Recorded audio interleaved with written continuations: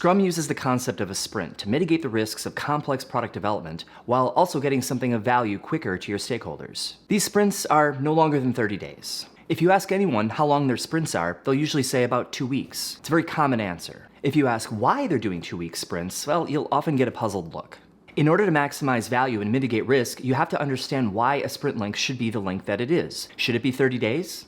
Should it be 2 weeks? Should it be 1 week? Could it be just 1 day? So why do people choose 2 weeks as a sprint length? The two reasons that I often hear are 1, that's how we did it at our last job, and 2, because the person leading the Scrum adoption chose that sprint length for us. Even more interesting is when senior leadership mandates a 2-week cadence across the organization just to be consistent. It may seem like 2 weeks is the right length, but what if things change a lot in your organization? What if your stakeholders have new ideas much faster? What if there are new market opportunities to go after? 2 weeks might be a really long time before you get feedback, and you could end up spending a lot of money building the wrong thing. The only rule in the Scrum Guide is that a sprint can't be longer than 30 days, but it doesn't have anything to say about how short a sprint could be. What if we shrunk the length of a sprint down to just 1 day? 1 day. Is that ridiculous? Could we do it? Let's find out. Imagine coming into work in the morning and just having a very quick sprint planning, just enough to plan out a day's worth of work. Then you get to work, and by the end of the day, we review what was finished that day and what could be released.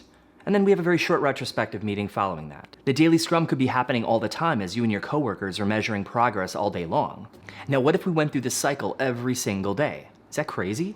If you could break your problems down into small micro features, things that could be done in under a day, you'd be a value-generating machine as you crank through these things on a daily basis. You'd have a constant stream of value delivered to your stakeholders and they would love you for it. You could accept change requests constantly because you're set up for it. You'd always be at a good stopping point. The benefits are numerous.